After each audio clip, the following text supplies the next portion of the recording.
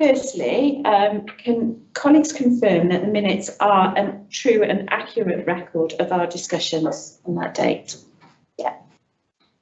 Thank you for that. Are there any matters arising from the minutes that are not covered off by the actions or included on the agenda today? Okay, then we move to the actions.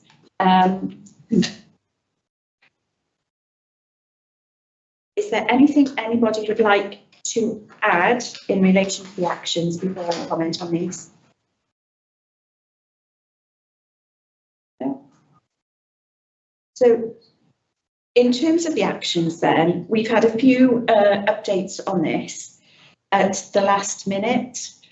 What I'd like to stress within this meeting is that an action recorded in one meeting needs to be fulfilled in the days and weeks following the meeting, not immediately before the next meeting. We've had a few actions that have been completed very late in relation to this. The challenge with that is that it doesn't provide enough opportunity in a timely manner to scrutinise effectively and to agree that the actions have been undertaken. So if colleagues collectively, we can all be mindful of this going forwards and make sure that actions are completed in a timely manner, I would appreciate that. Then, has anybody got anything else in relation to that? The focus of our meeting then today is on fuels strategies. So we'll start our meeting today by considering and scrutinising the communication strategy.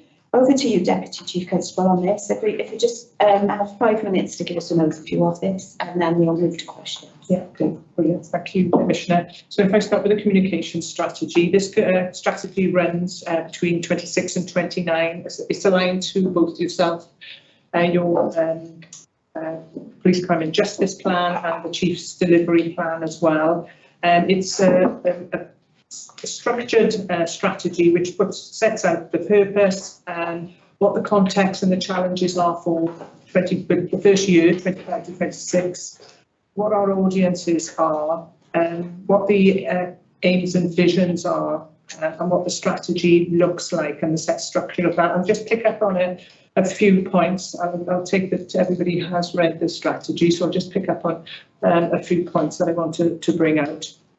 So the aim of this is to make sure that link between colleagues, that our mission, they understand the mission, the values, making sure that every member of our staff, officers, staff, volunteers, are really well sighted on what our communication strategy and the fact that they feel heard, valued, and that they belong in Gwent Police, and building that the trust and confidence as well. The communication team have gone through quite a journey over the past year, 18 months, trying to enhance that communication, both internally and externally as well, and connecting with the community to make sure that we're sharing those clear, accurate information.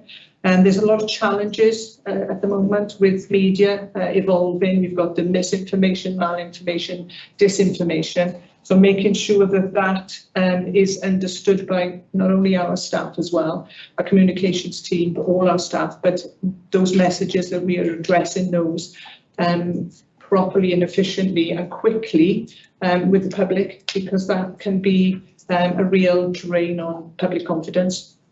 So the mission within and the vision within the strategy very much focuses on that. And they've got multifaceted and multimedia approach now, which we've got targeted campaigns, events, social media, and proactive media engagement. And I think if we have a look at what we've put out over the past year around positive stories with events that are going on with Gwent Police, side-by-side shifts, and everything that the force is doing in a positive view, making sure that the community has that communication as well. Looking at the context and challenges, I'll just pick up on a few things just for the current challenges. Obviously, we've got that trust and confidence nationally, so that's related to Gwent Police as well, particularly around violence against women and girls. We need to make sure that that is a priority for our communications team as well. The use of AI is a huge demand driver for us, and making sure that we are on point with that, and we've got all our technologies, making sure that we understand where that driver and demand is. And local confidence, again, that links to everything. We're probably not where, we're looking at the perception survey, just above 63%. It's probably not where we want it to be. We've got the new neighbourhood matters, obviously, but that communication needs to be two-way, and we need to get those positive stories out with our communications team, our communication channels as well. So that's one of the contexts and the challenges. And then obviously we've got the political, the Senedd elections in May. We've got to be cognizant of that, making sure that we are up with that and making sure that we are delivering messages and understanding that as well. We've got the police reform, we've got the changes to the PCC model as well. So that is something that our officers and staff need to know, and obviously the messages need to be passed out to the public as well. So, those are some of the challenges that we're facing currently. And I know we've had in HMIC around communicating messages to our staff as well, making sure that that confidence internally, not just looking at external, but we need to make sure that we're internally, that trust and confidence is building with our staff, passing those messages out as well. We've got a wide range of audiences. Obviously, we've got public, workforce and stakeholders. So the messages that are going out and covered in the strategy are making sure that we're capturing right across the piece. Obviously, there are different media channels that we put messages out on. Not everybody uses social media. So we're looking at different alternatives to make sure those messages are that's captured within there. So basically the vision, the communications vision and aims is connect our people to the mission, to make sure that both yours and the chief's plans are delivered against organisational priorities as well as supporting cultural change within force and externally as well. And that proactive communication with internally and externally builds that trust and confidence as well. So that is something that we are aiming, and the vision for this, and making sure that victims are the heart of the communications as well. So looking at the strategy strands, we've got conduct and culture, which is building that inclusive culture within force, and that again positively impacts on public trust and confidence. That engagement, listening to victims, listening to our communities, understanding what the issues are and acting upon that with our communications, and making sure that we are looking at issues, not only our drivers, but issues that are impacting on our communities, to make sure that we are addressing those within our communication channels as well, and around delivering timely, accurate messages out to the public. We've got the operational effectiveness then, again, it all links back to public confidence and making sure that the public's awareness is they're aware of our organisational priorities as well. So we've got the current position, I won't go through all these, but the current position from 25, where we are now, where we are heading and what the end goal is. There's quite a few bullet points within there of what we are achieving to get to by the end of 2029. It's an evolving strategy, and there will be a lot of work ongoing and improvements, and looking at those portfolio areas and the operational change as well, and making sure that we're delivering those messages out as accordingly. Focus on details. So the internal strategy sets out how we will work to drive that performance, and making sure those standards are high across the inclusive workforce. The digital strategy sets out how we're going to use online channels to reach the communities, making sure we build that confidence. And the media strategy sets out how we will work with media channels to create a trusted voice to share those achievements as well. And then looking at some of the risks we've got, looking at there, and some mitigation on there. I won't go through them all, but I've covered some of them. The wider policing community, negative impact on public trust and confidence locally, So that mitigation is around building that trust and making sure that we're open and transparent as we can be. I've mentioned the uncertainty with the police reform and changes to the OPCC, sorry. So that's working with the leadership team to make sure those messages are delivered accordingly and accurately. The change in political landscape, the demand coming in, the risk is the demand coming in exceeds the capacity within the team. We're looking at and prioritising what has to be done here and now, and then looking at that longer term programme as well. And then I've mentioned misinformation, disinformation and malinformation as well. So how are we going to capture this? Well, we've got some metrics that we will be capturing over that period. Looking at the media coverage, we monthly media performance reports will capture that, how we are looking through that lens of media. Social media metrics, we can track engagement rates and sentiment, looking at our social media posts and the sentiment around that, and I'll analyse how that's coming back to us. Monitoring video views, monitoring monthly social media performance reports, measuring employee understanding as well, and it's all very well good pumping messages out, but are our staff understanding it? Are our communities understanding it as well? Looking at the employee survey, employee opinion survey, and delivering that against that, making sure that we've got that. The chief's been doing the roadshow, so making sure that we're doing that two-way communication from what the questions that are coming from the staff, making sure we're doing that, closing that loop as well. Public surveys, just around public trust and confidence as well, through perception surveys, victim satisfaction surveys and social media surveys. And I think that is a whistle-stop tour of the strategy. Okay.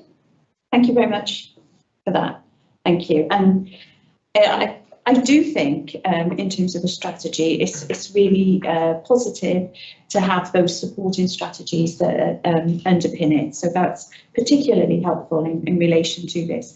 I do have a number of questions in relation to this, but I would like to comment in terms of some of the digital work that has been ongoing recently, is how well that is landed within the public domain, and it really is good to see that, and good to see that so many citizens choosing to respond, particularly in social media, in a positive way. So it's good to see that. I think the branding is really clear. People know what they're looking at. The imagery is clear. They know that, the colour palette, they know exactly who the agency is that is putting that information out there. And I think that is really positive. I've got some further questions and queries in relation to this. And the one thing that I would say, and I think this is a broader comment in relation to all of the strategies that we're looking at. I think whilst the Chief Constable's delivery plan is referenced and the Police Crime and Justice plan is referenced, I think there's a lack of consistency in terms of cross-reference between the four strategies, and it would be good to see further work done on that when people are developing the strategies. So, for example, there's reference to engagement in this, just a comment on a statement on engagement. It would be really good to see that expanded because we've got such a good engagement strategy. So I think there's a missed opportunity here in developing these, where that could have been strengthened, actually. So on page 6, the final bullet point there, I'm not necessarily clear on what that actually means. I might read into this. The fact that we get negative news, whether it's nationally or locally, does impact our officers. And I think the public perception of a negative story, whether that comes up from one of the metropolitan forces or forces across the country does impact on our officers, and we do see a dip in whether it's morale, because the public perception is all police are the same. So we try and get those messages out to counteract that. It's very difficult. I think, particularly, and I'll use the Sarah Everard as an example. After that, I think morale in policing and public confidence in policing took a real tumble, and our officers that does affect the officers as well. So I think what we're trying to do is make sure that we understand when those negative stories come up, particularly against police officers or police forces, that we are trying to counteract that with our staff as well. So making sure that internal messaging and building our internal trust and confidence up is one of the priorities as well. I think Nikki's articulated it really well. I think your point is that doesn't necessarily get understood by that sentence. I think that's right. Sorry. But I think but I think your point. But your point is the way that it should be explained. I think that's the point. Yeah, the explanation was really good and really strong, and it provides great clarity in terms of the intention of the statement.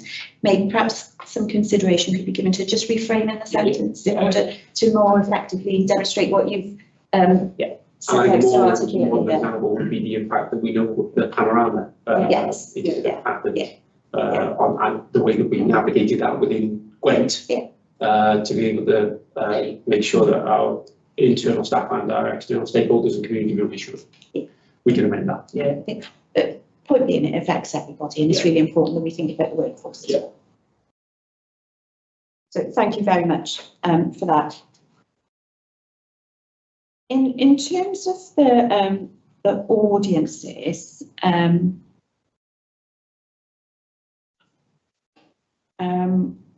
I just wanted to reference in relation to stakeholders that it would have been really positive to see the Public Service Board partners highlighted as a separate stakeholder in there, because of the commitment we've made across Gwent to working in that way across the public sector. So it would have been helpful to see that. I wanted to ask then, on page 11 of the strategy, we've got the current position and the end goal. And when I was actually looking at this, it suggested to me that there was building incrementally in terms of the changes that have been made. But it was hard to see the level of significance of those changes. So the big changes, small changes, because I felt it lacked ambition in the way that it's set out.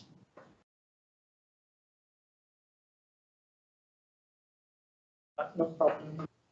Because if there are, it probably doesn't do it justice. The progress within there, so, we can make sure that's captured. When you think about the volume of work that's undertaken, I think very often that sometimes when trying to gather all of that information, all that evidence, and include it in a concise document, sometimes the impact can get diminished. So it may be worth looking at that. Just moving on then to the evaluation section. It talks about metrics and measuring, but it doesn't, and it also talks about outcomes. But how will impact be measured? Because there isn't anything there that makes it clear to me about how the impact of this will be measured. I absolutely see where you're coming from. We could include that in our, because we will be doing external metrics, internal metrics, and those will give us that indication of impact. I wouldn't say that we rely on the perception survey wholly, because sometimes the sample that we survey is small, so it doesn't represent the wider Gwent, but we can probably capture that in right across, I suppose, those external social media and internal as well, to make sure that that's captured. Commissioner, I'll pick that one up. Thank Are you. you about potentially sort of expanding that to secondary impacts, like things like a more representative workforce longer term, or a reduction in complaints or things like that? Are you thinking along those lines? Not specifically. I think what we've got are some points there that indicate how we can measure. So we can think how many of this, how many of that, how many, but how do you know that it's had an impact? Yes. What assurance can you give that the messaging has had an impact? Okay. I think that's the gap. Yeah. Right. So how do will you you understand it? how will you know Yeah. that it's had an impact? I think that's the gap. Yeah. For me.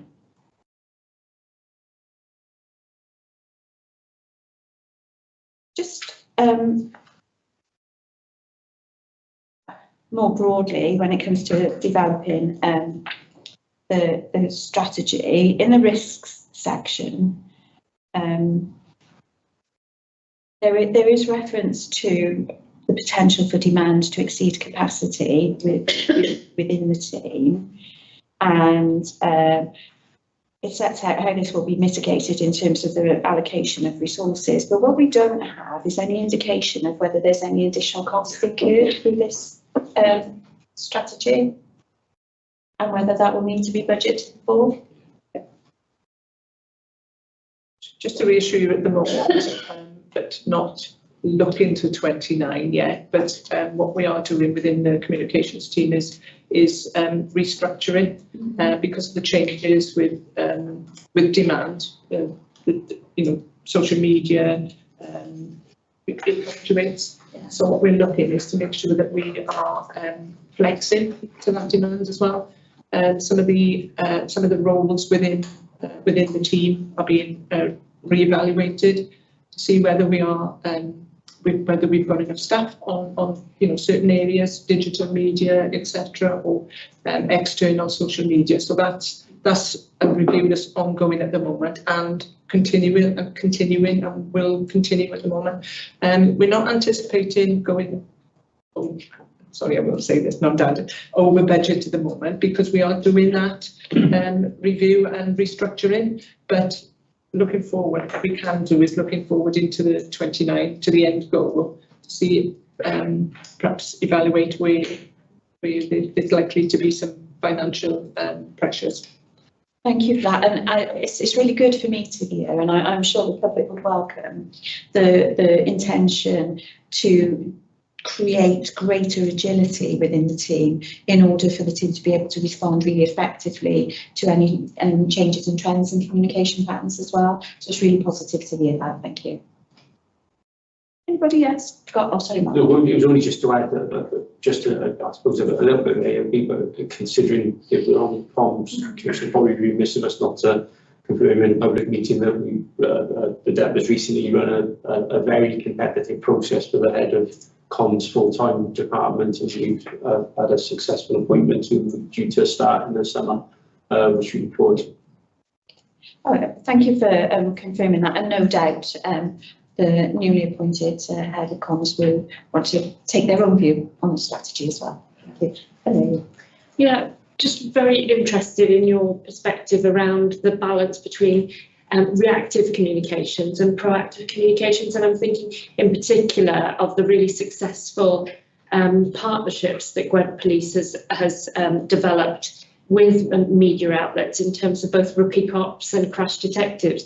I'm just wondering if, as part of this forward look in strategy, how you feel you're going to address the balance between reactive and proactive, and any potential partnerships going forward, because I think both of those programs have really provided that opportunity to create that impact and to really highlight the good work of Gwent Police. Yeah, and those partnerships that have a huge impact and huge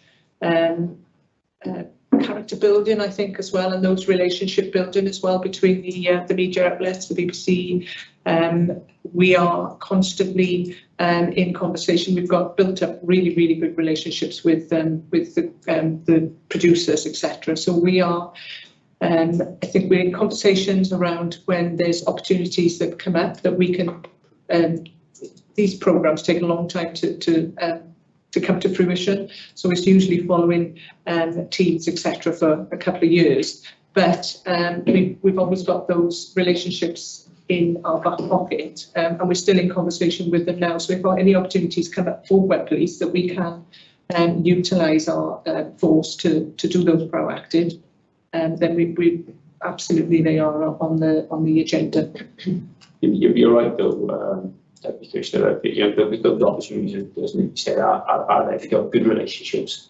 I think of some of those that we've had in the last year with the suspect number one, with the assault emergency service workers, and we were able to highlight the following a horrendous attack on one of our members of staff.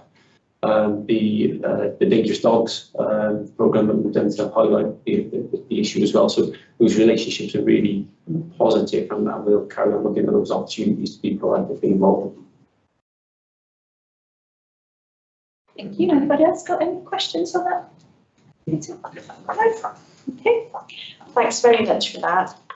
We move on to the next item then, which is the Violence Against Women and Girls strategy. And back to you, Deputy Chief Constable. So again, I will just cover the highlights and this will dilute in it and then take questions. So as we know, the significance of violence against women and girls is absolutely top of our agenda. The impact on victims is absolutely profound, and we recognise that as well. And this strategy reflects that.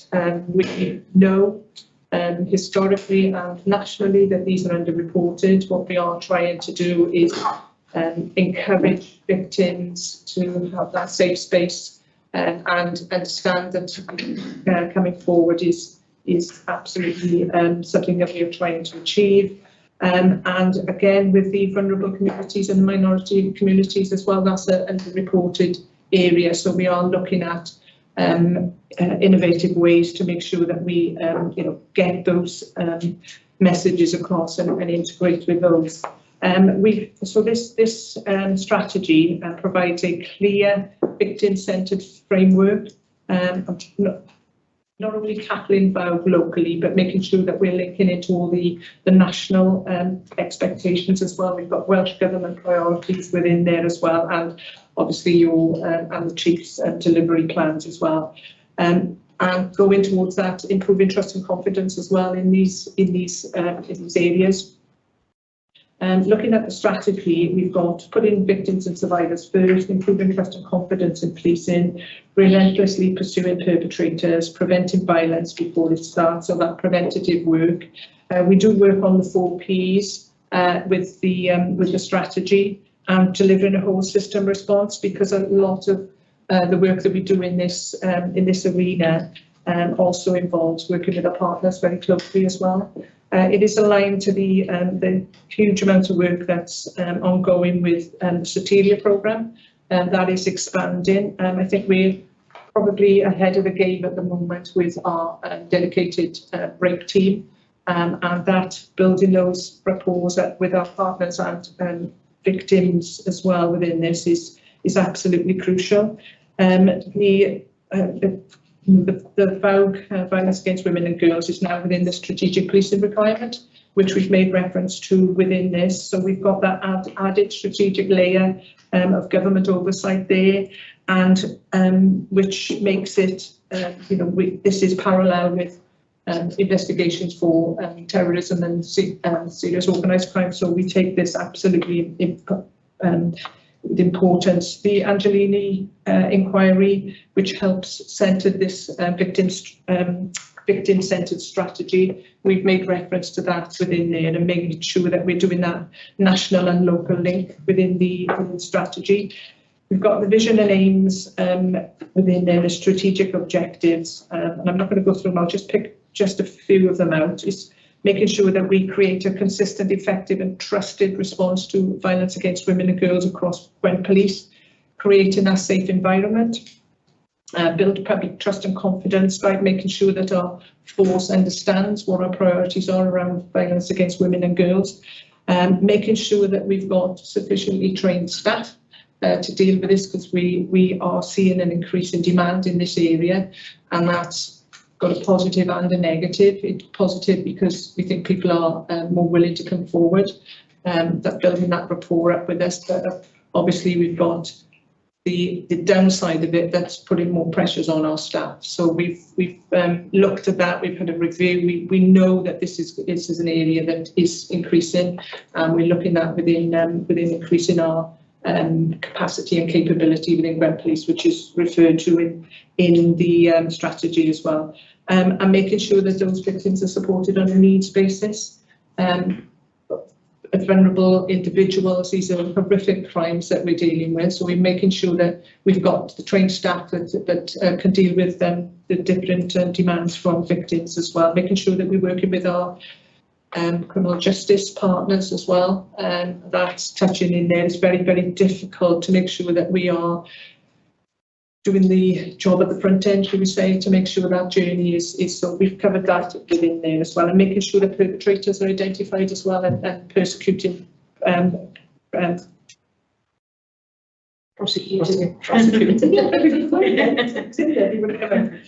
re-offending as well, so making sure that we've covered that. So if you look at the overlap that we've got within the strategy, it's a huge overlap right across the force.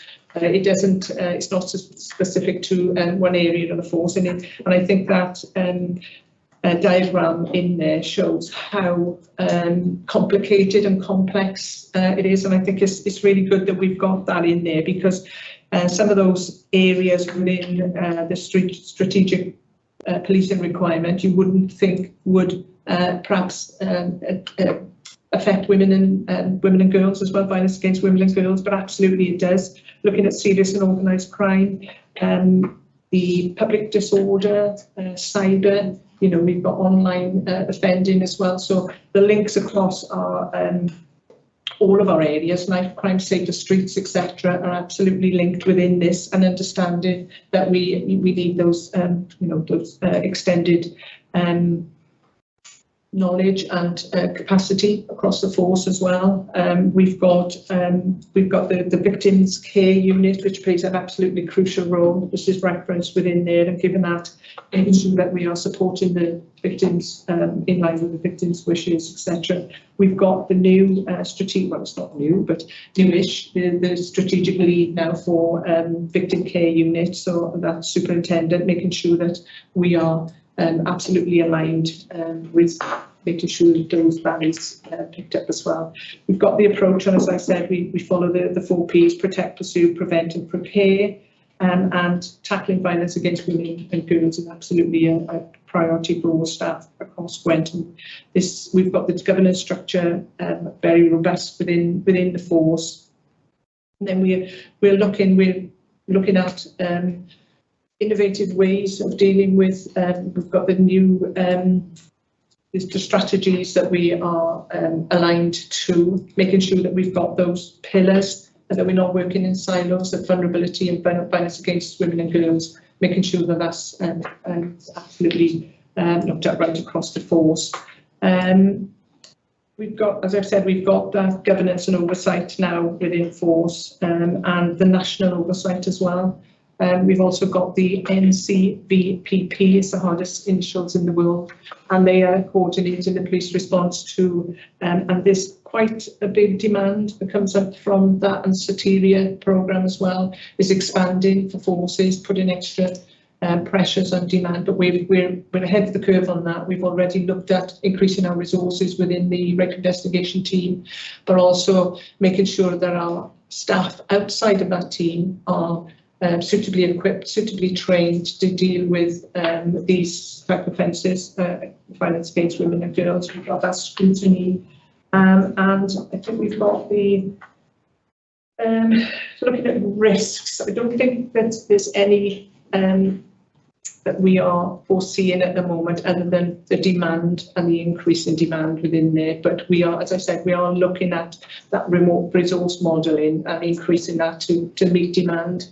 And yeah, just making sure that we've got that delivery plan that sits behind this strategy as well. It's all very well having a strategy, a very well written strategy, but we have to have that delivery plan behind it to make sure that we are delivering against the strategy, delivering against your plans, the chief's plan, but also giving that service to victims as well. I think that is probably a whistle stop. It probably doesn't do it justice. But... Okay, thank you very much for that. I was really interested in this particular strategy, as you know, it's a priority within the Police Crime and Justice Plan, but we know that current government has got significant aspirations around this and the reduction of violence against women and girls. So I was particularly interested in this strategy, and I do agree with you. It is very well written and presented. And I was pleased to see that other strategies are cross-referenced within this. So I thought that was really helpful. I have got a couple of questions for you in relation to this. So I just wanted to, on page 9, there is a heading there, stakeholder and engagement approach. I really feel that that is a missed opportunity to highlight all the excellent work that is ongoing around the survivor reference group, and how people who've got lived experience of this have been consulted and have had an opportunity to put input into the development of the strategy. So I just think that's a missed opportunity. Because when I read this strategy, I know that there's a huge amount of really good work ongoing in Gwent. And for me, that work, the work with survivors, the way that has been developed, how that work is well, thriving. If that's probably not an appropriate word, but it is growing. There's a lot of trust and confidence within that as well, and that I think is another really good illustration of trust and confidence in policing. And I just feel there's a missed opportunity to use that to illustrate that. So maybe perhaps there could be some reflection on that. You might want to add something. Yeah, and I totally agree with you. We probably have missed a trick there, because we are unique within Gwent, and I think other forces are using us as a probably a reference to how it's working so well, and how we. And I think it's showing as well in our attrition rate, how low our attrition rate is once we get those victims on board, because we are listening to them. We've got the survivor engagement. Yeah, and there is, I think one of the challenges more broadly in relation to policing, and we've talked about this in terms of media and communication already in our meeting, is that the impact that negative stories can have, or negative media can have. I think an area for development for everybody in policing, I don't just mean Gwent here, is actually highlighting the positives and the really good work that's going on. And I know in this particular area of service delivery, there's some excellent work going on in Gwent, and I just want to champion that work, and I would have liked to have seen it brought out more in this. I've got a couple of further questions just in relation to this. So on page 11, it mentions that an equality impact assessment has been completed for the strategy. I wonder if you can tell us what the outcome of that was, or any conclusions of that. I think it's still ongoing. I'll have to get back to you on that, because I haven't got an update on our commission at the moment. Okay. Get back to you. Okay. It's having the team for review at the moment. Okay. Thank you for that. And just in relation to so from page 7 to page 9, where there's under the pillars, the actions that will be undertaken are set out, and recognising that this is a strategy and not the action plan. So it's an overarching approach. But I just wanted to ask, how much of this is already business as usual, and what additional activities will you be implementing in future to complement this? Because once again, going back to the point, there is really good work going on. Yeah. I think that's reflected in this. But how do you build on that in future? a lot of it is business as usual. I will go back to the rape investigation team and the Soteria plan that we've got again, and I will pay tribute to the hard work that's gone into the plans that just been signed off. I've just signed it off and it's gone to Soteria, and they are using it as best practice for all forces. So I think we are streets ahead with where we are delivering against the national operating model for Soteria. There's still a lot of work to do. What we are trying to do and extend is making sure that our officers outside of those specialist teams are equally well equipped with that training. We are trying to deliver the sexual offences program, to our officers outside, so they are usually first responders. So there's work to do on that because we've got so many new recruits coming through. So that's work in progress.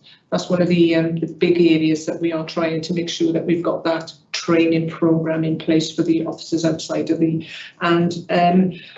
at, I think the area that we do need to develop as well is that repeat offending. Repeat offenders is something that we are need to develop more, but it's not about just working with our within force. This is hugely working with our partners as well, probation, the courts, and the other organisations that we work with. That's got to be a joint effort. So there's more work to do in there really, and to be absolutely honest, and making sure that we are. It's not just about the high-level offences, rape and serious sexual offences as well. We've got to look at, and what we are delivering is programmes around non-contact offences as well, because those low-level offences, if not addressed initially, tend to escalate. We know that. We've got the programme that's going through with our NCOUT as well, and making sure that stalking and harassment and those non-contact offences, exposure, etc., are dealt with robustly, and that again links into repeat offending, etc. So there's work to do on that. We've already got inroads in there, but there's work to do across the force on educating, I think, and making sure that our wider workforce understand how important violence against women and girls. Our neighbourhood teams now are much more engaged with that read across to vulnerability. We've got the Ask Angela programme, which is being developed really, really well and expanded. And I think that understanding with the neighbourhood teams is much more relevant now.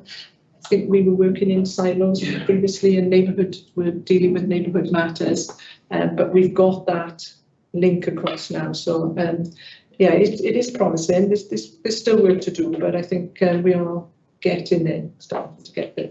I think just to add to what the Deputy was saying, Commissioner, when we did the gap assessment for that strategy, the public space prevention work and neighbourhood policing and how we're engaging residents, women to get their lived experience of public safety, and then the prevention initiatives with the nighttime economy is a gap for us. So that's new work that we're focusing on. We've just put new governance in place to step our work up on that, and also preventative orders as well. We need to be better at how we do that, and thinking outside the box in terms of approaches to managing further offences taking place.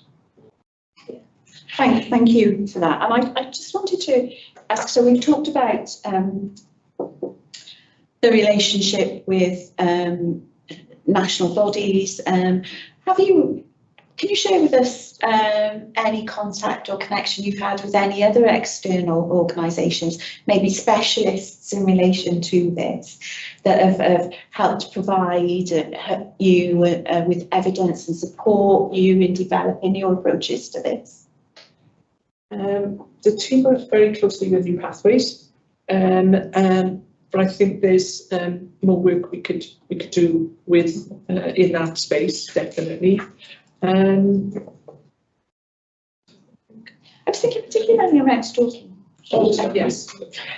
Yeah. We are doing some work with, in fact, we've had Libby, I can't think of the lady's name, the lady who was murdered, with stalking. Her mum has come down and given some presentations and understanding how the impact that this can have. So we've been working with some of those College of Policing to make sure that we've got those programmes. But it's understanding, I think, when we work with organisations that have that reality check, I think, other than just delivering a training programme where it's tick boxing and answering questions, I think giving those real life experiences, I think that resonates much more. We've got the stalking, we have a really good relationship with our joint legal services to make sure that those the domestic violence protection orders are progressed through, and then the molestation orders, etc. Stalking and prevention orders, probably not where we want to be. There's a lot of work going on in that space with the stalking prevention officer that we've got, trying to help officers navigate those. They're very, very difficult to get involved in, very long processes, but I think that understanding now with our officers that support is there. We've got the NVKPP that have got not only police officers within there, but specialist areas, subject matter experts within there. So we've got that to link into as well. So I can't think, I'm probably not doing it justice, but I can't think. I think it's, for me, certainly as a representative of the public, I think there's great assurance that could be taken from knowing and understanding that such a wide range of lived experience is actually being evidence to officers, so officers can understand or try and develop an understanding of the impact of some of these crimes. I think that's really important. Have you done any work with the Susie Lamplugh Trust? Yes. Good. Yes, we have. We've done a lot. We've had a review in force with the Susie Lamplugh Trust came down and done a review of how we dealt with stalking, and that was really successful. Lots of learning came out of that for us as a force, and as a result of that, we're able to put some measures in place, put some training in place to make sure that we are going along the right line, should we say. But I think it was quite positive, our approach. We've made some adjustments within force since we've had that review. Some of the recommendations that we were able to implement around, for instance, we split, we were dealing with stalking and harassment offences together. We split those to make sure that we've got that oversight and understanding from officers as well. So. Thank you. That's really positive, and I think from a public perspective, it's very reassuring for the public to know that you're bringing together this range of evidence, a range of lived experience to really support them. So I think if I circle back to the point about how much is business as usual and what are your aspirations for the future, it would be good to have a better understanding of that, because we've discussed so much here today. There is so much work going on in relation to this, and I wanted to just pick up. You mentioned in terms of resource allocation, you've strengthened the rape investigation team. Recognise there's a need to do that.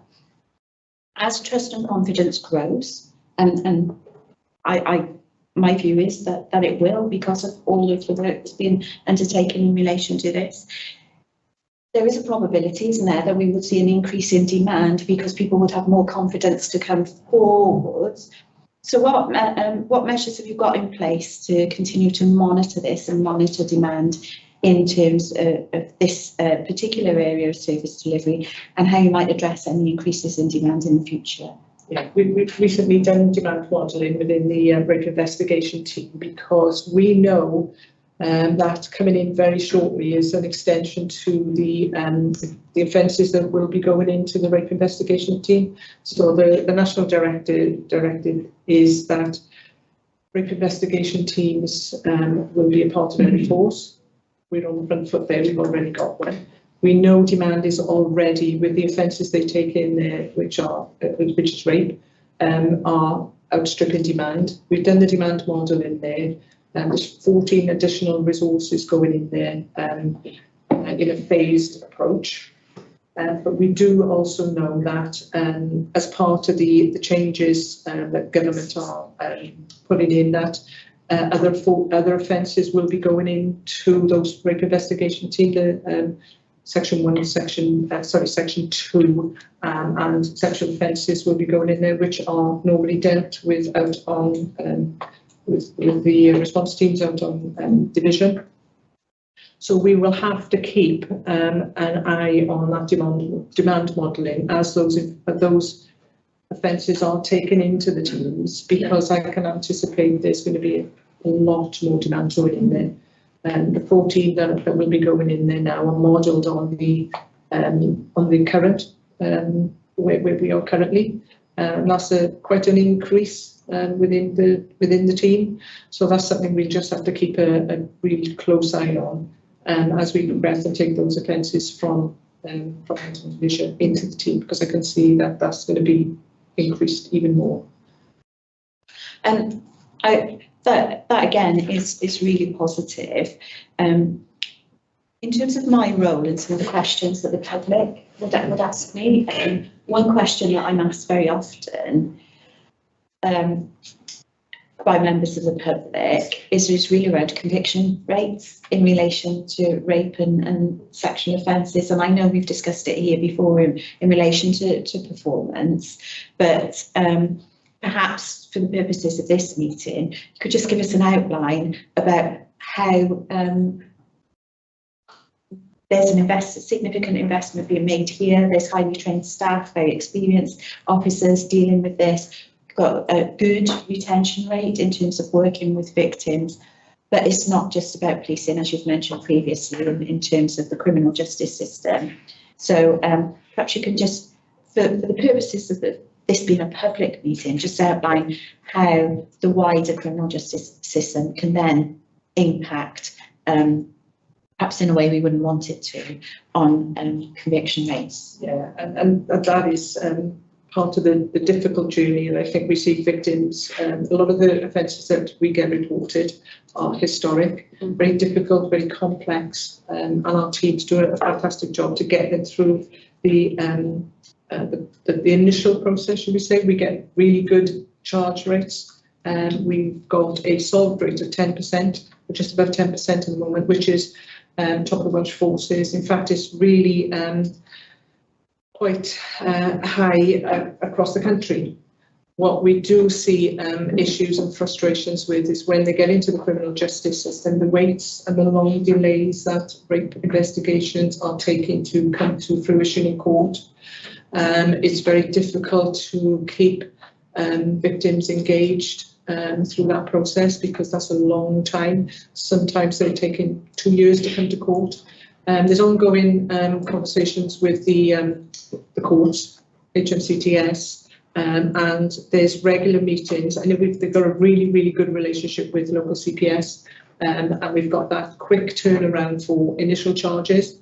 But it's keeping that momentum going and the pressure on the courts to make sure that those cases are heard as swiftly as they can. We've still got that delay, and what we are trying to address at the moment as well is that rape cases are being cancelled very short notice for victims. Victims get themselves all prepared, and we've had some cases recently where rape cases have been ongoing for 2 years, and then we've had a cancellation the day before for a trial because the trial has been vacated, and then we've got to deal with the trauma of the victims going through that. So those conversations are ongoing. There's a good relationship with CPS, and we're able to bring those issues to the forefront. And I think that's down to the good working relationship, but I think there's still quite a bit to do with our HMCTS partners to make sure that that is highlighted really further up. Thank you for that, and I just think it's really important that we're able to, in a public meeting, to just set out the role of other partners within this as well. So thank you very much for that. Commissioner, Yes. is it just worth adding into that conversation the remarkable work that our IFA and ISBA services Yes. do as well in supporting people through. So I think, you know, really positive relationships with the CPS and HMCTS, really important, Yeah. but I think the crucial role that the independent advisors play is significant in supporting victims, and we would want to pay recognition to that. Absolutely. And what we do capture as well, which I forgot to add, is our force management statement and those gaps and the predicted, the foreseeing that coming over the hill, because there's going to be additional demand in there. So we make sure that's captured in our force management statement as well. Thank you. Any further questions, Darren? I only had one, and the Deputy Commissioner and the Deputy Chief Constable has already touched on this point as well.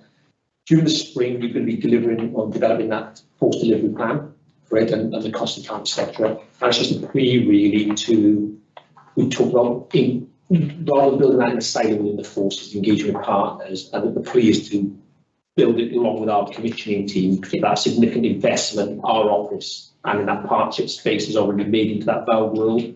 So everything ends up being tied together and complemented and dovetailed together. Yeah, that's what it was. So we build that delivery plan as in unity. Thanks very much for that. Anybody got anything else on that before we move on?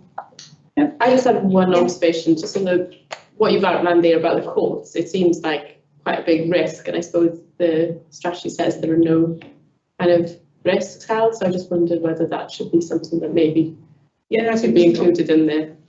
We could reference it in. I think these are risks for the force, but that probably we could put that in there as an overall and because it's not specific to Wales. It is an issue right across the country. But it has an impact on what you're able to do.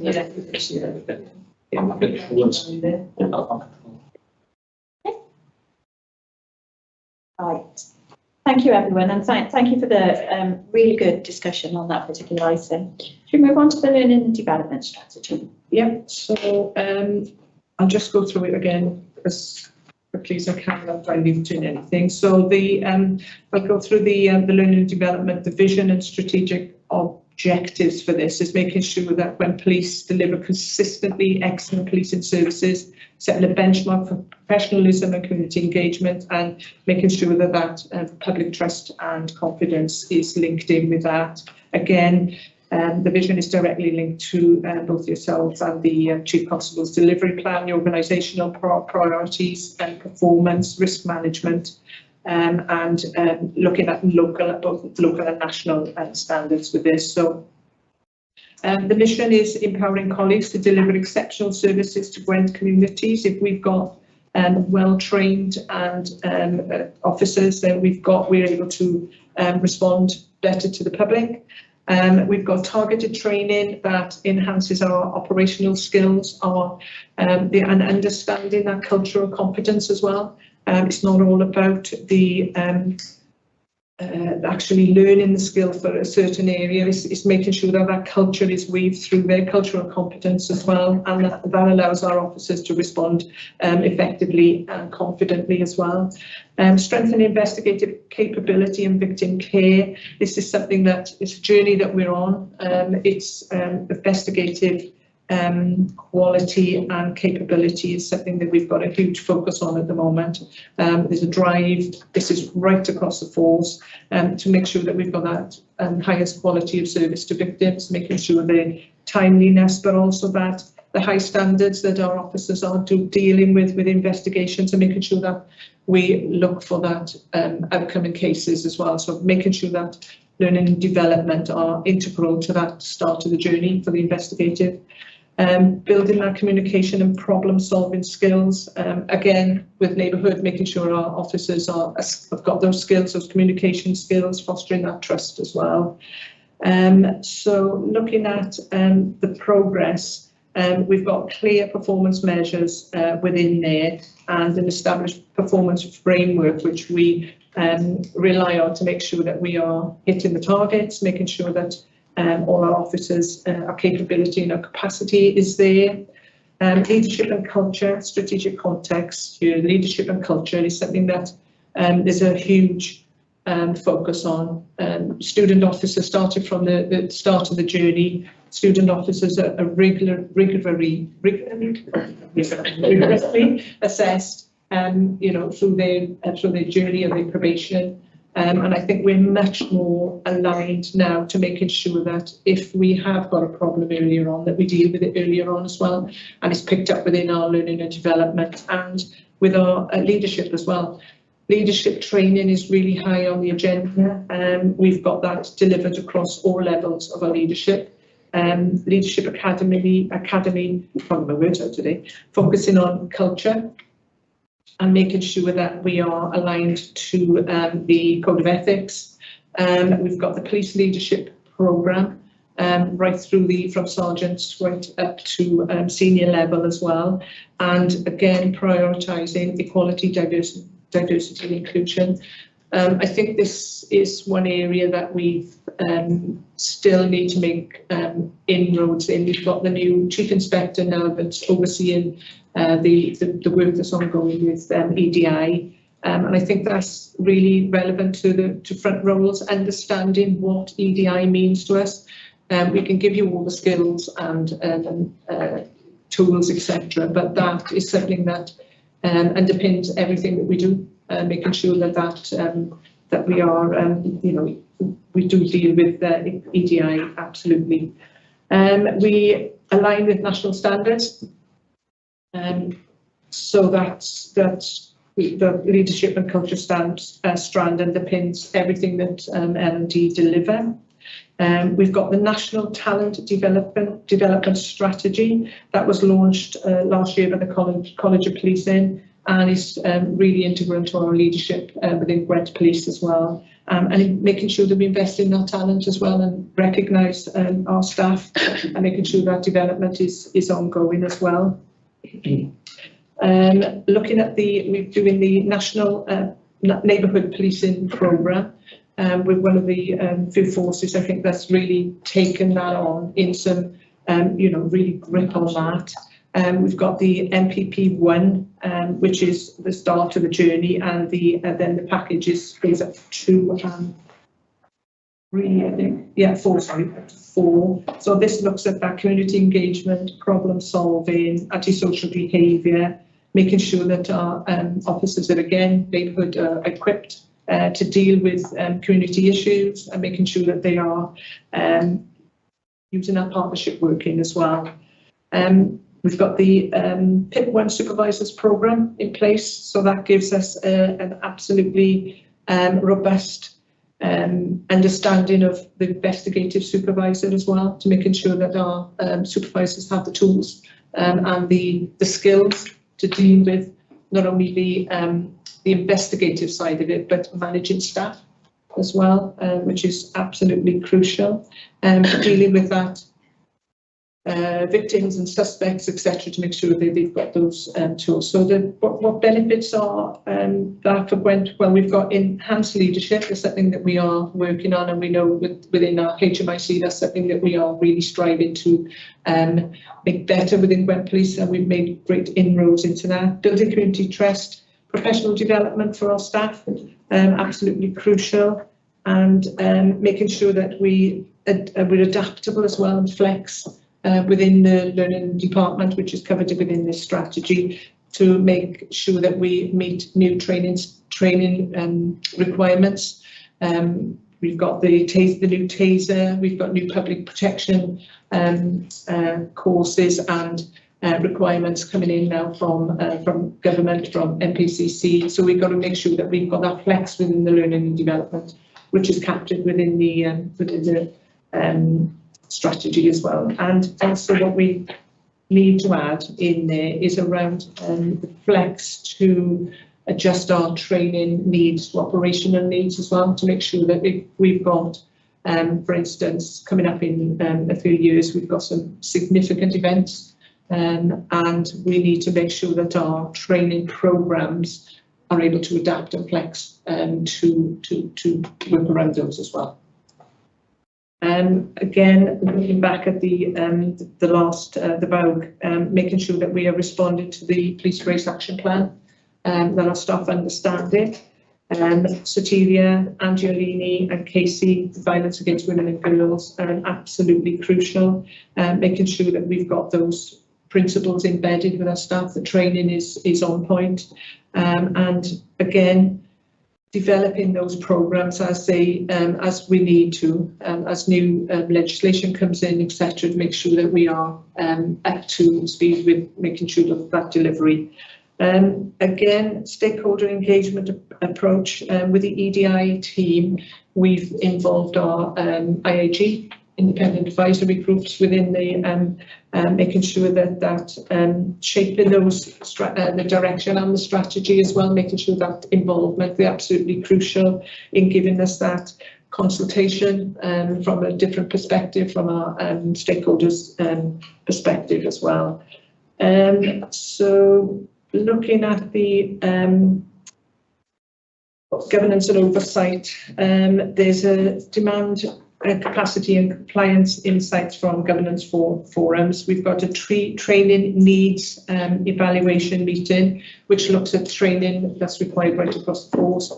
Not only is that looking at making sure our staff are competent and capable, but it's also looking at the financial constraints on how much we need to spend on training, how much training we can do in force. Do we need to send officers outside of force because we haven't got that specialist training within force?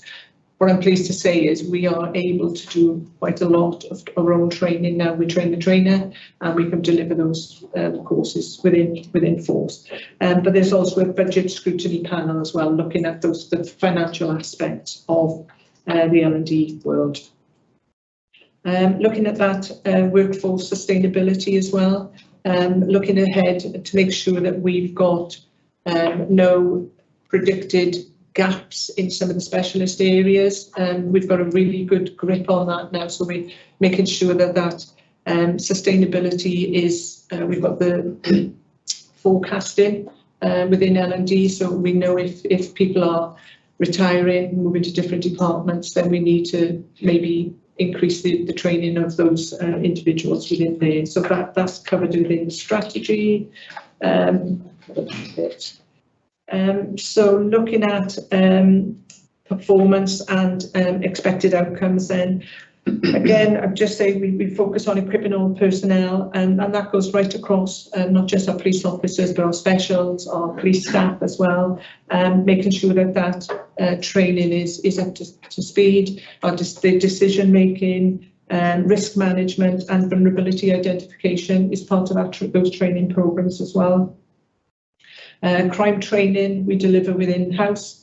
That investigative capability, specialist programs, like I've said, with the serious sexual offences training, we do that within house now. Upstander bystander training that fosters that culture of professionalism, and the mandatory training compliance is monitored by L&D as well. Innovation and collaboration, we're constantly looking for collaborative opportunities where we can use the new technologies, virtual reality, artificial intelligence, where that's possible, making sure that we can improve and streamline training where it's needed, and working closely with the other forces as well to make sure that those collaboration opportunities are explored.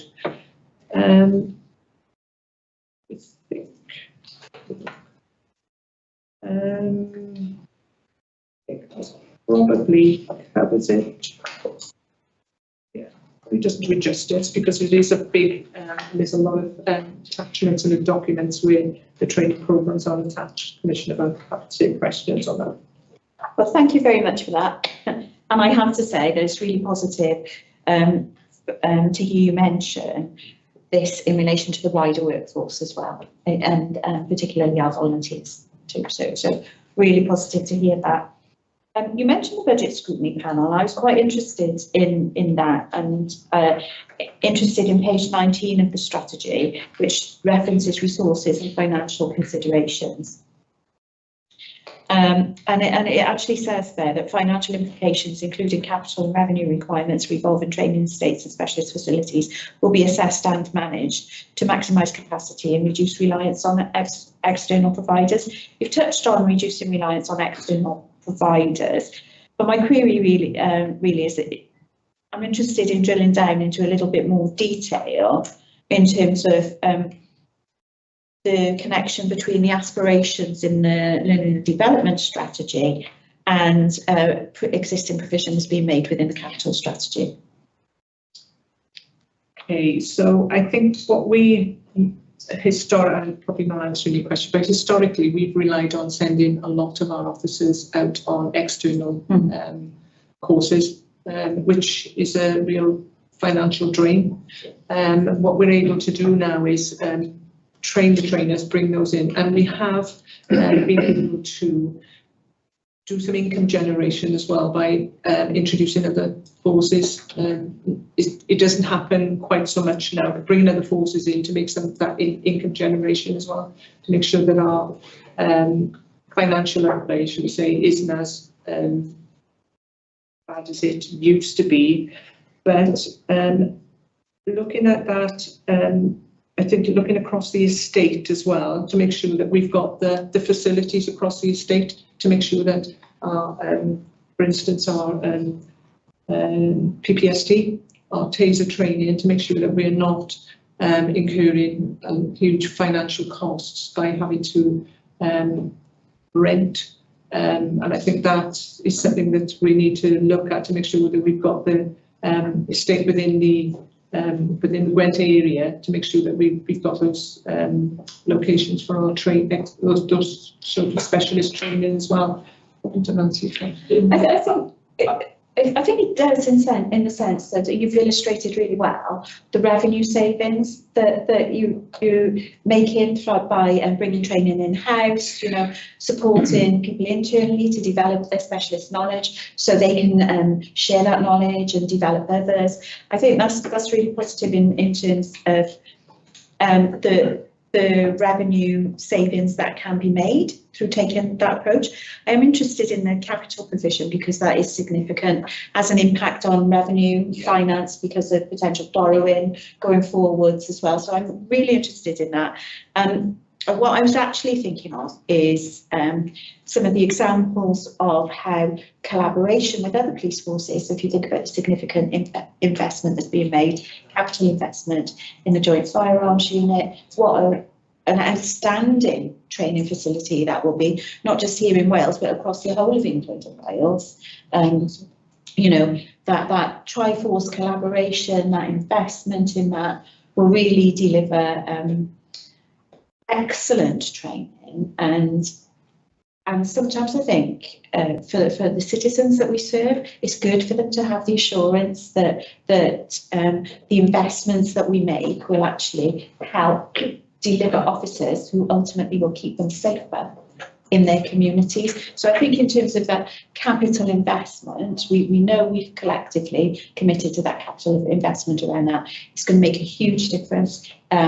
I think it's going to be an exemplar for England and Wales, and an exemplar for UK policing, really. So there's that significant investment there, but we do need to be mindful of any potential impacts in terms of the capital strategy going forwards, because we know that they have revenue impacts as well around borrowing, and it's just so I suppose what I was looking for in relation to capital with regarding this strategy is an understanding by the owners of the strategy that it may not always be possible to meet their aspirations because of the impact that can have, but we will prioritise where we can, and certainly where we can gain benefits from collaboration. Yeah. Commissioner, thanks. You'd probably be aware that I've got responsibility for L&D part of my portfolio, and we're very much alive to what you're describing there and constraints of capital investment, etc. We are looking constantly at collaborative opportunities, and you may be aware of the new agreement that we have around the Technical Enhanced Learning Unit. So as we're looking at new emerging technologies and different ways of developing training products, that's something we're doing jointly with South Wales to maximise the benefits there and to think creatively. It's being worked through the system at the moment, yeah.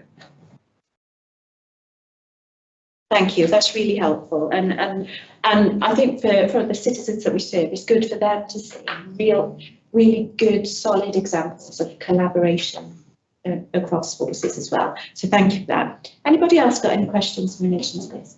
Yes. So really welcome the strategy, and I think there's an acknowledgement of the impact the strategy and the importance of learning and development across the workforce. But I'm also conscious of the delivery model, perhaps especially through force training days, specifically targets officers rather than police staff. I'm just wondering how you feel going forward we can ensure that the core competency training and the learning and development of all of our workforce, and including our police staff, are appropriately addressed. Yeah, and I think that is an area that we do need to have a real good oversight on, because the opportunities for development of our police staff is probably sometimes a unilateral movement, and I know it's definitely on the agenda, and even if there's anything that you've got in the pipeline coming through, but absolutely agree, Deputy PTC, that something that we need to focus on is making sure that our police staff are recognised, and that development programme for our police staff is really a focus for us as well as the officers. I know learning, post-training day, does focus very specifically on our police officers. There are staff within there that do some of the functions, but I think that's something that we do need to a real good focus and look at to make sure that we've got that inclusive with staff as well. Yes. Second question. In the Commissioner's engagement with staff networks over the last year, I think there has been an acknowledgement of the work that has been done around cultural awareness and making sure that our workforce understand culture and building a diverse organisation. How do you see going forward within this strategy a more sort of strategic approach to how the issues of culture are addressed? Yeah. Yeah, I think the Dep already referred to the fact that we invested a chief inspector in looking at the whole picture of equality, diversity, inclusion and culture as well. And that chief inspector along with scoping out best practice, which is in existence in existing police forces, in other public services and in private industry, so that we can bring back some of those best practices into Gwent and adapt that forward.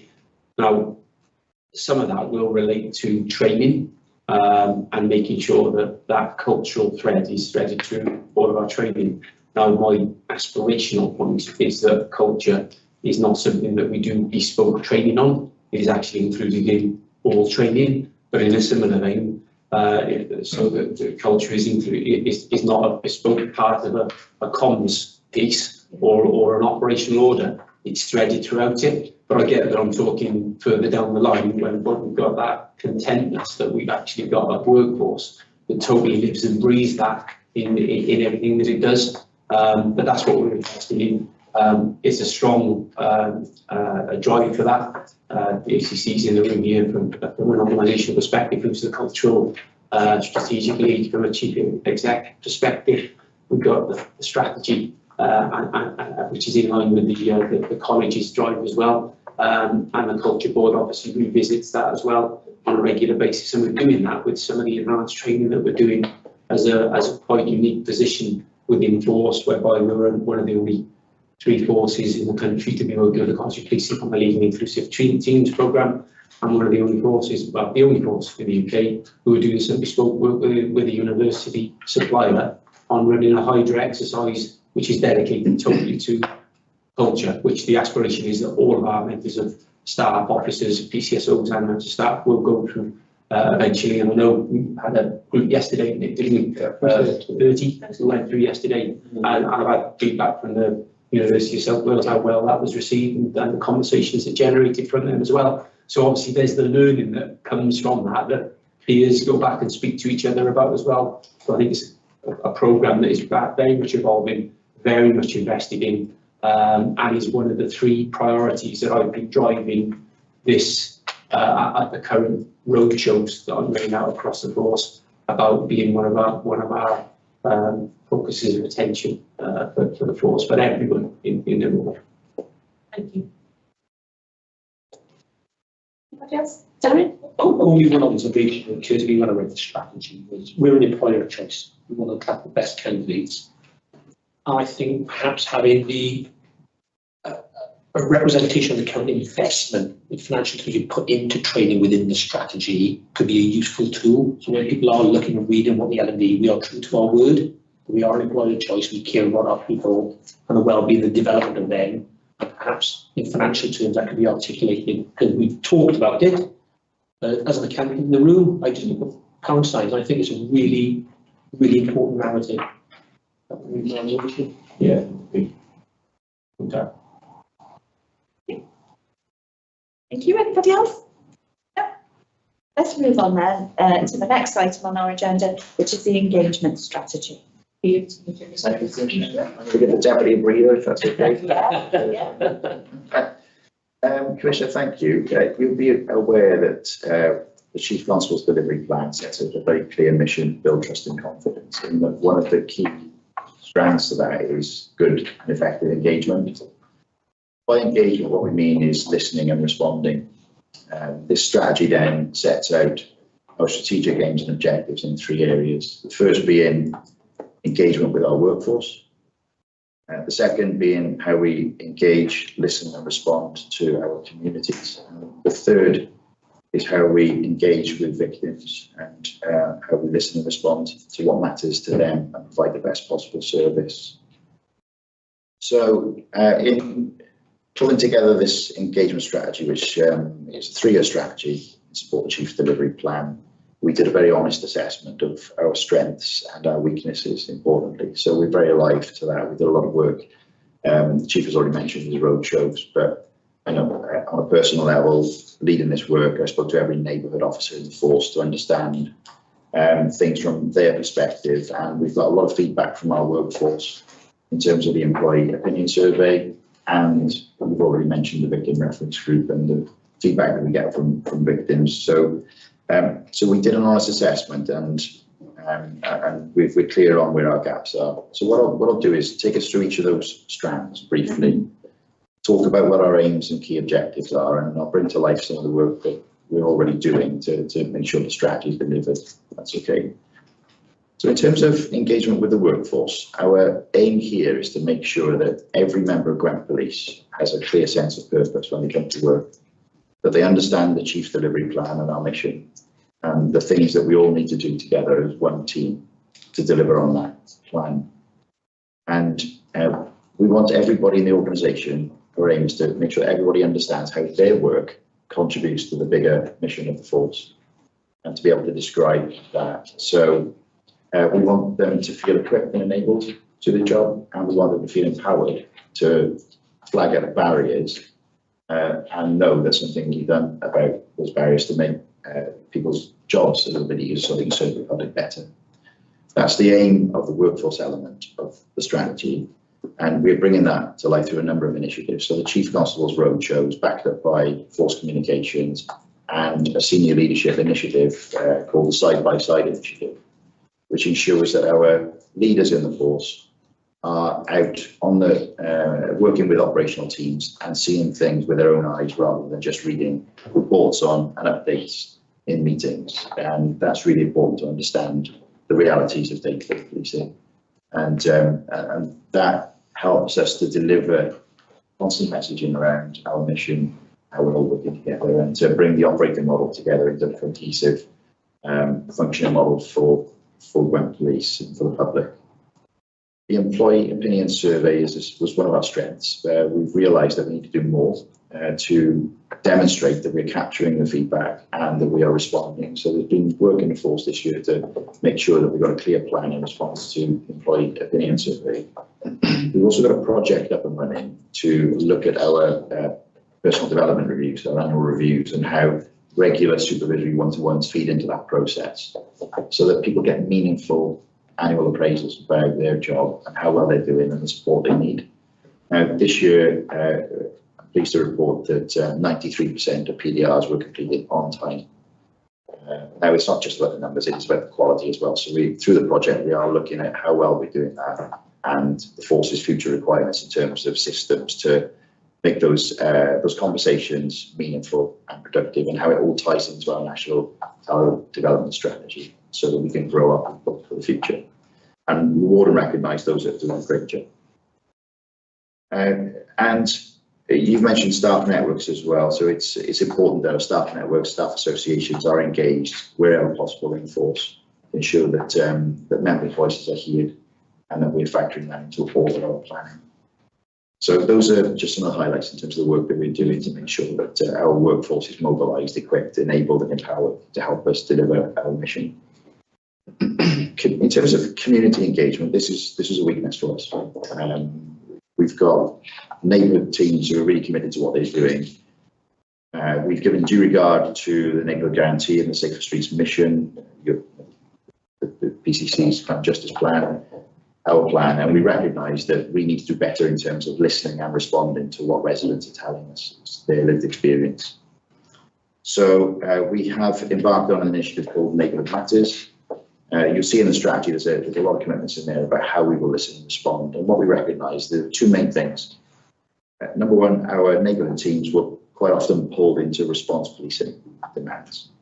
And secondly, we didn't have the right tools for them to capture the work they were doing when they were engaging with the public. So we've invested in a new system called Neighbourhood Alert. Our brand for our engagement is Neighbourhood Matters, and that system allows us to do a range of things, to go door to door, to carry out engagement events and actually capture what people are telling us, and to analyse the content and to help inform our priorities for working with communities, with our partners, and our force priorities in terms of what we're tackling. So there are a lot of things that system allows us to do that we've never been able to do before in terms of analysis. It also allows us to provide feedback on what action we're taking. And there's some really clever tools in the system that allow us to create recipient groups based on what people are interested about, what they've told us. And the emphasis being on providing feedback at a hyper-local level rather than a force level, because we know that hyper-local builds trust and confidence when we're talking about real issues that people have told us about. So, for example, rather than just thinking about geographical areas, we also think about interest groups like farmers networks, rural crime, taxi drivers, retailers. We can build and are building these groups of networks within our system. People who own CCTV who can assist with our investigative work, etc. We've got a web page. So in terms of the Neighbourhood Guarantee and having a named local officer in every area, the web page allows residents to contact their named officer directly by pressing a button, and an email will go to that team for the attention of that officer. And we have now monitoring processes to ensure that a response is provided within 72 hours. So that helps us to deliver that those important aspects of the Neighbourhood Policing Guarantee. We can provide instantaneous alerts on community safety issues that are affecting people. Again, those messages will be localised to a particular area, and those messages will come from their named local officer rather than the corporate communications. There's always a place, of course, for corporate communications, we know that. But this is about empowering neighbourhood officers to speak directly with residents in their area to provide those alerts and updates about what's happening. It also allows us to capture feedback from the public as well. So for every engagement event that we advertise, for every alert that we put out, we invite members on the system to give us feedback on the quality of what they're receiving and experiencing. And that, I think, sets us up to assess our performance in a new way. In addition to our crime performance that we traditionally look at, it allows us to get some real qualitative feedback from the public. It also allows us to reward and recognise our staff who are doing a good job. Again, something we've never been able to measure accurately, We now have good data about who's doing what in each of our neighbourhood teams. That allows us to identify those that are actually doing a great job and those that need a bit of extra support. And it allows us to demonstrate through those reports exactly what the public are telling us and what we're doing about it. And then finally, in terms of victims, the basics are making sure that we comply with victims' code of practice. But an important part of that compliance with the code of practice is listening to what matters to victims and capturing that in our system. So Phil O'Connell, one of our detective superintendents, is leading the work on the quality of our investigations and that victim strand. So there's work to ensure that that the victims get the service that they should expect. But importantly, the development of our victim satisfaction survey is an important piece of work for us to make sure that every victim has the opportunity to have their say. And then in those areas, such as violence against women and girls, that we are building on the good work we've done around victim reference groups to make sure that we get that feedback about those most critical areas. And I think, as you say, Commissioner, that is one of our key strengths around victim engagement is those reference groups and the way those are working for us. So the strategy, like I said, is a three-year plan. We are actively working on this. I know, Chief, it's something that's very close to your heart in terms of delivery, and I think we're making good progress in here. Thank you. That's really helpful. And as you rightly say, this is such an important aspect of the work that goes on. I've got a few questions in relation to this. I am really interested in terms of this commitment to named officers. And I know this is something that the public is interested in as well. But my question really just reflecting, as you were speaking there, on the diversity of Gwent, not just in terms of our population, but also our geography as well, and also levels of affluence and poverty, so levels of deprivation across Gwent.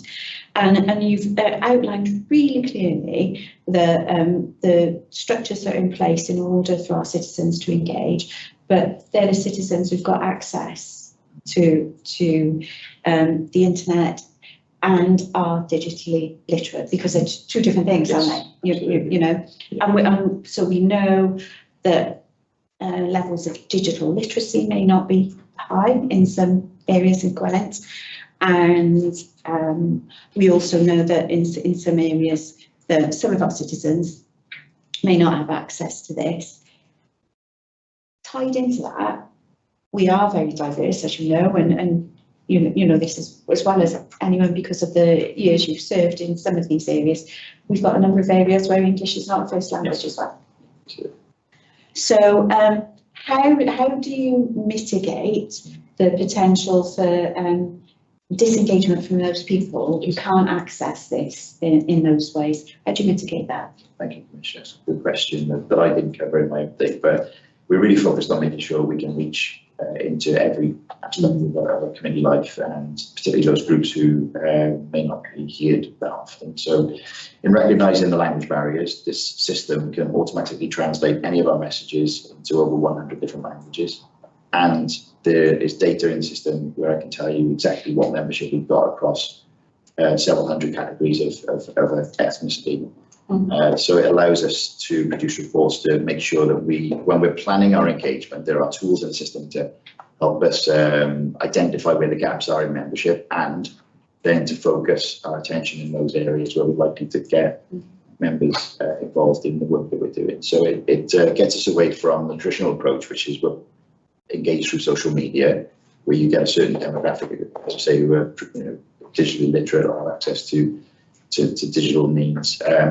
This is not to say it's the panacea, because we need to remember that not everybody has access to the internet, and so we need to think about more traditional ways of engaging, the face-to-face engagement. But the system certainly gives us data that allows us to assess our membership and make sure that we're getting a representative membership on our database. And how do you cover off that issue about people who may not have access to IT facilities, whether that be through a mobile phone or a laptop or a tablet? how do you cover off that engagement with those? Yeah, so there are other means of engagement, such as pop-up surgeries in streets. There are police surgeries. We will, still do traditional means of engagement in places where people go and shop, for instance. So we will be in visible places, so in places where we can be really visible to people who may not have access to that, and still have those face-to-face conversations. Because whilst it's a brilliant tool, it never replaces the face-to-face visible communication that we've searched. And we're doing a bit of scoping, we're doing a bit of scoping as well, where people get their main source of their news from as well. Yeah. So certain areas, for example, we found that Blind and Gwent FM is a well listened to radio station within Blind and Gwent. So we're using that opportunity with the local policing inspector to provide regular updates there, because that's a different way of getting the comms to people. I think it's worth noting, Commissioner, if I can, that so Neighbourhood Alert is a system that's used by many forces around the country now, and the forces that are doing the best on building trust and confidence are using the system. We've had it live for about 6 months. There's a national survey carried out annually with over 100,000 respondents. And there is a huge difference between the level of trust and confidence in the messages that are coming out via this system and those that are coming out via social media. I think respondents said, over 90% of respondents said they trust this system versus 20 to 30% who said they trust what's on social media. So whilst social media is an important part of our corporate communications, it is, it has its limitations, and this is much a very worthwhile investment, I would suggest, in terms of system. With that in the fact that, as you said, we've only been running Neighbourhood Matters for 6 months. Yeah. And I think out of the 30 plus forces that have bought into the project, we're already the 4th biggest users in the country. So the buy-in from our staff and the feedback from the public is a helpful cycle, just making sure that we just encourage and carry on growing in that way. I was just going to comment on the really positive feedback from the Police and Crime panel from some of the councillors there who've made the point of saying how valuable they find your Neighbourhood Matters system. So we have had that fed back to us, which is really good to hear. Yeah, that's great. And you always hear people say, and I never see a police officer, well, this approach takes PCSOs and police officers to people's doorsteps to be a bit more proactive in having conversations. So visibility and should improve as a byproduct of the work we're doing, definitely. Yeah, I think it's really good to hear about the level of engagement for those people who can engage with this. I think for me the gap is how do you cover off that engagement with those people who do not have the ability, whether that's affordability or it's the trust. It's really positive to hear the statistics around that, and that's really robust evidence. But for those people across our communities who don't have the wherewithal to engage in this way, how are you mitigating that? So there's alternative means of engagement, I think, should be our focus. So we can't stop doing the things we've always done because we've got a new system. That's the message we've been sending. It's, this is all about face-to-face engagement. The system and people's ability to sign up is just something that helps that. And if people can't, sign up for whatever reason, we're still having the face-to-face conversation with people.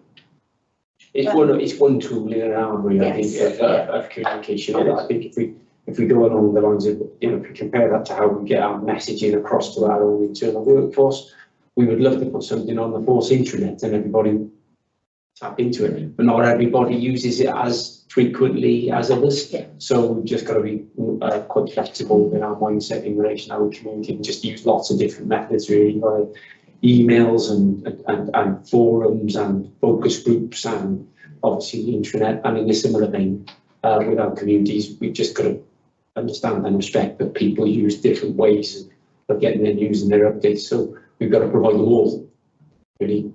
And the reason why I asked the question is in terms of the engagement that I undertake as the Police and Crime Commissioner with our citizens across Gwent. And as you know, that takes place in many ways, many places, but also actually just in the street. And we go out, we talk to our residents in the streets ask them their experiences of policing, their views on that. And every single piece of feedback that we get, or certainly I get when I'm engaging with people in that way, and you know, it's a form of mystery shopping, as we might describe it. Not everybody's comfortable with it, but it's really effective in terms of getting an authentic response. Every piece of feedback that I get from residents in relation to that, around the work of the PCSOs and the interaction that they have with their communities, is positive. Yeah. Every single piece of feedback in relation to that. And for me, in terms of the work that I do and the experience that I have engaging with our citizens, for me that's really important, because it evidences to me that that neighbourhood connection really is there. So for me, that is another important aspect of the engagement work that you undertake, in addition to all of the additional really robust evidence that you're gathering through the new system that you've got as well. Sian? I was just so I think we spoke recently, Chief, about you further developing your messaging to the workforce, and I know you mentioned the side-by-side initiative, and I don't know if you want to expand on that anything. Yeah, I will do, and I'll expand on something that Commissioner touched on as well.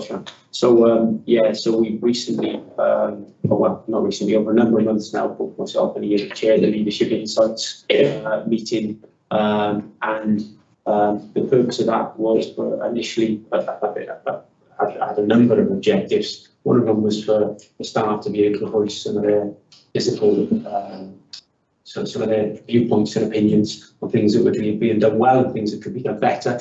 Back to us directly as leaders when we were going out on patrols with them. That way we could immediately address some of their concerns and address some of their priorities that we felt were outstanding without going through governance boards, which, as we know, can delay action. So that is still very much a part of the aspect. But also, only in the last week or so, we have formulated, with the help of our comms team, an ability to pass key messages down to the staff when we're undertaking these side-by-side shifts, which is a bit of a circle, really, where the staff tell us about issues, we're able to address them, and we're able to get some of those priority messages down to the team so that they can talk to the public about them when they're out and about on patrol, and give them updates about what we're doing within the force to address local concerns. So the idea behind it is to have that relevance and police for the community with them as opposed to them.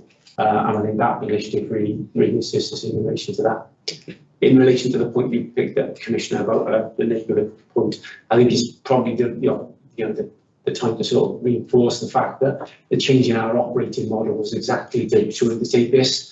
We know that trust and confidence is built on 3 principles. It's built not just on how well we do the job, but also on how we professionally are perceived and are, and also how we truly engage with our public. And the idea behind the operating model changing to be a response pillar, crime pillar, and a neighbourhood bespoke pillar is exactly to do a lot of the things that is articulated with that interfacing, having dedicated neighbourhood policing teams and PCSOs who are not abstracted away from their core duties, are able to really relate and build trust with their local communities, dealing with issues, be that familiar face, build up those relationships. And I know you, as well as I, are both committed to that, regardless of whatever happens on the wider national policing or political perspective. That's exactly what we will always maintain our priority and focus on within force. And I've used the roadshow, so I'll mention it again, as an opportunity to reinforce that message into some of our neighbourhood teams who are obviously a little bit concerned over some messaging that has happened at a governmental perspective, such as the withdrawal of hotspot funding, and the question mark over whether neighbourhood policing guarantee is sustainable long term. What I've used those opportunities to do is to really strongly advocate that the way that we are operating right now is showing the green shoots of improving trust and confidence. If we were to carry on in that perspective over the next 5 years, we would make a marked increase on trust and confidence across our communities. And it's through, I ironically came from a meeting just now where there was a talk about the white paper and the reform moving local to national. We are wedlocked to making sure that nothing local is lost in spite of any national requirements. Absolutely, and thank you for emphasising that, Chief Constable. And I know that's a firm approach that we both share, so thank you for that. Larry. Yeah, thank you, Commissioner. Thank you, Ian, for presenting the strategy. I welcome and agree completely with the priorities in the strategy, but I was just reflecting on the conversation about whether there's any merit or any consideration of engaging with offenders, and in particular, sort of reflecting on work that's been done previously, in particular of understanding the serious organised crime area of work and the serious violence area of work, and the contribution that lived experience has had in terms of shaping our thinking about how to develop what works in terms of reducing reoffending. And I just wondered if that's something to reflect on in terms of the strategy and a particular community that might be worth considering. Fully agree. Thank you. I think it's something that we need to reflect on in how we develop this engagement strategy and how we develop other strategies like our serious and organised crime vulnerability strategies, particularly when we think about the sentencing bill and its impact on policing as well. We need to be doing more engagement with offenders so that we can help, plan our response to that and manage more offenders in the community. Offenders are a community of people, those who offend, who need support services, and we need to understand what motivates. And in particular, vulnerable offenders who may be subject to exploitation. Absolutely. I've got no doubt that through our work we are doing those things. It's not articulated in the strategy as it stands, but it's something we need to be alive to. Thank you. Yeah, I had a similar thought without trying to create a behemoth of a strategy here. I was thinking about the engagement with our public sector and third sector partners in Gwent as well. I think there may be an opportunity there without obviously creating through. Let's talk about everybody everywhere all the time. Actually, thanks. It is actually referenced in the strategy, the importance of partnership working and stakeholder management. We appreciate that policing can't do everything. Yeah. We really support the concept of community safety partnerships, working together, working with communities to tackle problems.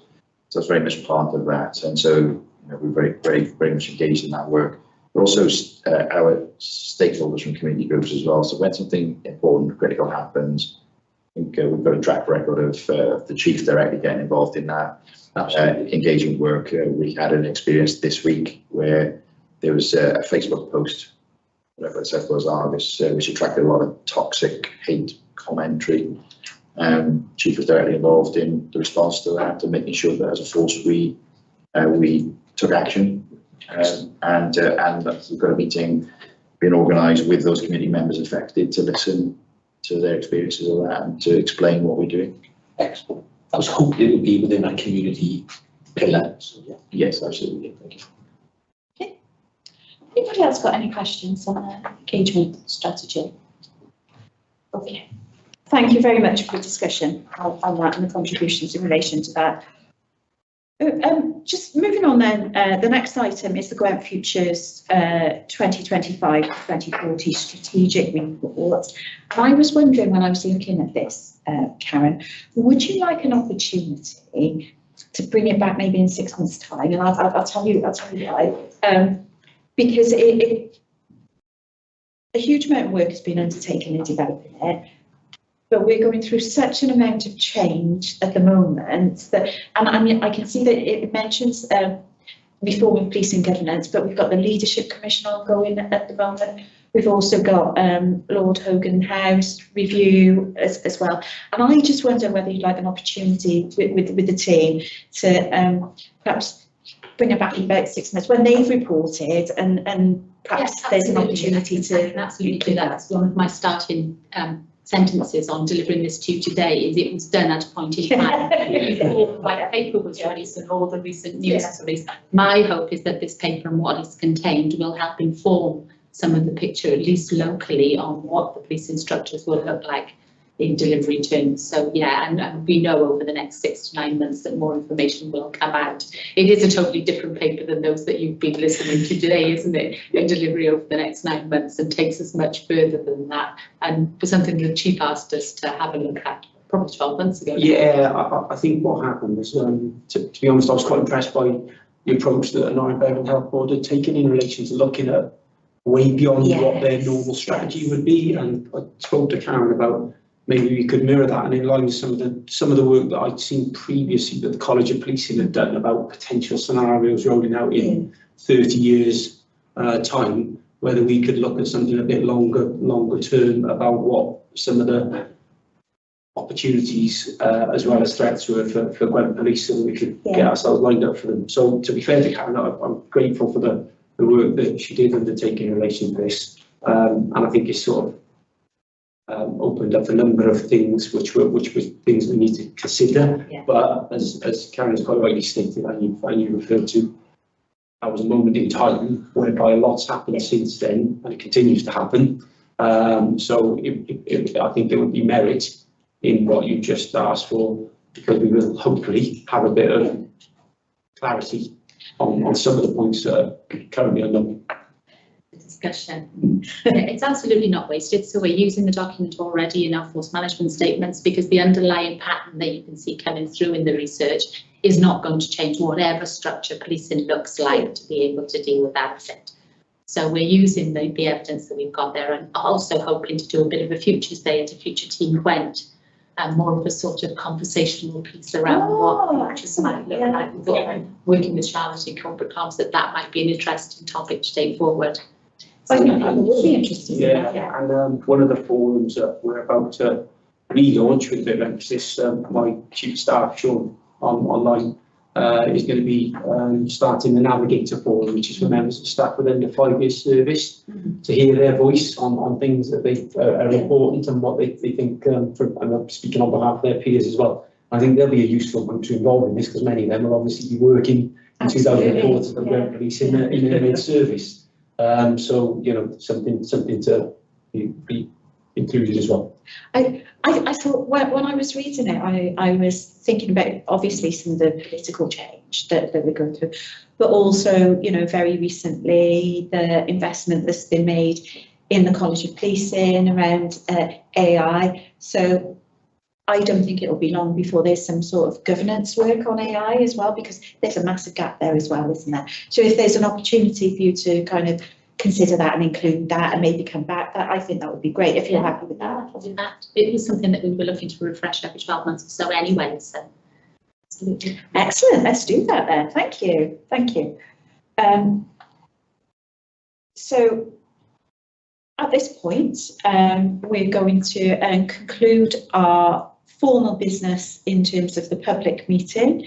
So we will close down the streaming.